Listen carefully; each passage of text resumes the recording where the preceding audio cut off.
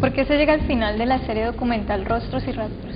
Las condiciones de desaparición de rostros tienen que ver con la crisis en la que entra la universidad por un lado para poder seguir soportando la producción audiovisual y por el otro también la crisis de los canales regionales, porque este programa se emitía era por Telepacífico, entonces al no haber recursos para seguir manteniendo un ritmo de producción, porque eso era un programa semanal, no era un magazine, no eran noticias, no era algo de la actualidad, sino que se había un proceso de investigación, entonces eran procesos de 3, 4 meses donde los presupuestos eran elevados, entonces mantener ese nivel era complicado a nivel presupuestal, entonces una de las grandes razones tiene que ver con esas valoraciones que tienen que ver con los presupuestos, con cómo se financia y si se financia, bueno, qué ganancias tengo, porque estamos como en este sistema en el cual todo tiene que tener una ganancia y de pronto las ganancias que daba Rostro eran unas ganancias muy simbólicas, porque obviamente tú tienes que tener pauta, pero se pauta más en un programa que en otro y no en un programa de documentales, entonces los valores, digamos, de peso o monetarios le ganaron a los simbólicos. ¿Cuáles eran los valores simbólicos de Rostros? Rostros ganó alrededor de 50 premios a nivel nacional y a nivel internacional, entonces por un lado tenía que ver con esos reconocimientos como decir, bueno, estos programas están contando unas realidades, están contando procesos, formas de pensamiento, hablan del arte, de la cultura, hablan de una región en un lenguaje que para aquel entonces era novedoso, era interesante. Y además de eso está creando un semillero de unos estudiantes donde pueden finalmente empezar a desarrollar y hacer sus primeros pasos. Entonces hay unos valores simbólicos que eran bastante fuertes, pero fueron aplastados un poco por las condiciones económicas en las cuales se encontraba pues como la estructura de producción en la cual se marcaba el programa.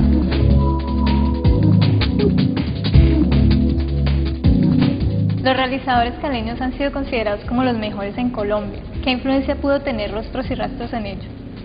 Pues yo creo que mucha, en el sentido de generar unos intereses comunes que generaban unas pasiones y de alguna manera querían hacer cine.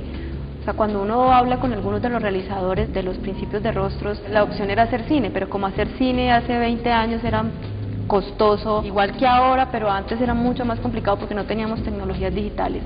Entonces el hecho de acercarse a realizar audiovisual, a pensarse algo que tuviera que ver con el lenguaje cinematográfico, era una opción muy grande. Entonces yo pienso que allí habían unas apuestas personales muy grandes, unos deseos de ser, de contarse, de aprender, de experimentar. Entonces esas pasiones se reflejan en lo que tú haces, ¿no? en la calidad de las cosas que tú haces y que tú presentas.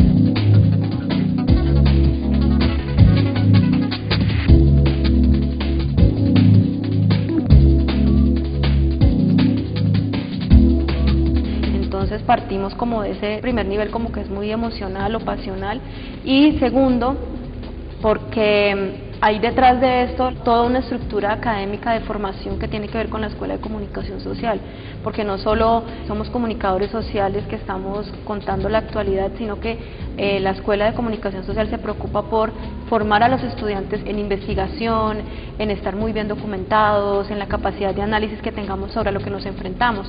Entonces es importante también pensar que detrás de eso hay como un background que tiene que ver con la formación académica de estas personas, que tuvo que ver con lo que hizo la Escuela de Comunicación Social y lo que sigue haciendo. ¿En qué se diferencia Rostros y Rastros de otras producciones documentales que encontramos en la televisión? Pienso que para su momento, porque hay que hablar sobre todo como de su momento, fue darle la palabra a personas que no habían tenido esa voz en la televisión nacional. Entonces por un lado es como alejarse del modelo de la voz en off que te decía, esta es la vida de Sultanito que va pasando y tiene estos y estos problemas, sino que la persona se podía relatar a sí misma, podía decir todo lo que sentía, todo lo que pensaba. Y los hijos también montaron un molino californiano movido por agua. Esas fueron las primeras minas que se encontraron aquí en cuanto ya parte artesanal se refiere.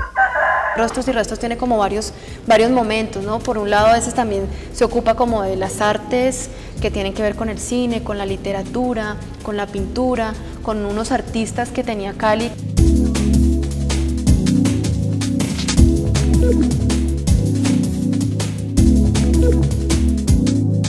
¿Cómo se ha transformado la producción documental de la Escuela de Comunicación desde ese entonces al presente?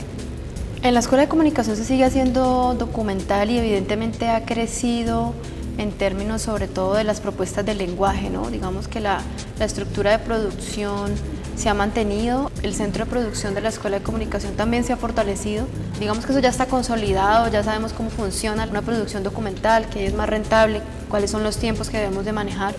Pero en términos del lenguaje ha avanzado un poco más, hay una serie de caminos que se han abierto con respecto al documental de tipo ensayo o al falso documental, que plantea y genera preguntas, ¿no? Ya no es captar la realidad tal como es, sino como empezar a generar más preguntas que generen otro tipo de pensamiento sobre eso que se está viendo, ya no tanto pues como la fidelidad a lo que está pasando, sino como que generan una serie de preguntas, y por eso los documentales también se han puesto un poco más en tono argumentativo, más de ensayo, un poco más la voz del autor allí presente, pero eso no quiere decir o no invalida la otra forma de contar, ¿no? de contar y poner una cámara frente a una realidad y que la realidad sola te hable, ¿no? Pero de todas maneras siempre hay una intervención del realizador, del documentalista. Se ha avanzado un poco más en términos del montaje con las nuevas tecnologías digitales.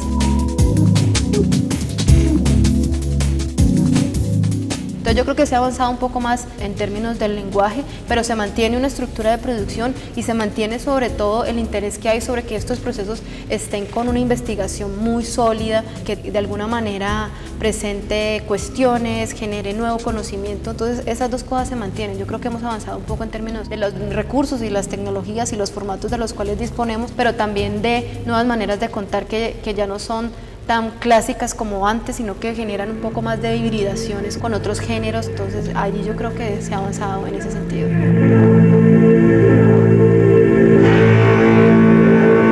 ¿Qué diferencia hay en el panorama al que se enfrentaron los realizadores de inicios de los 90 al que se enfrentan los nuevos realizadores? Pues yo creo que siempre hay dificultades para poder ser un realizador audiovisual en un país como el nuestro y en una ciudad como la nuestra. ¿Por qué? Porque las estructuras y los ritmos de producción exigen una serie de presupuestos que a veces te limitan o no te permiten hacer cosas, digamos, de largo aliento. Para hacer un documental tú debes dedicarte un año, pero ¿quién te va a pagar un año de investigación? Si a vos te pagan, no, hágalo en un mes y se acabó.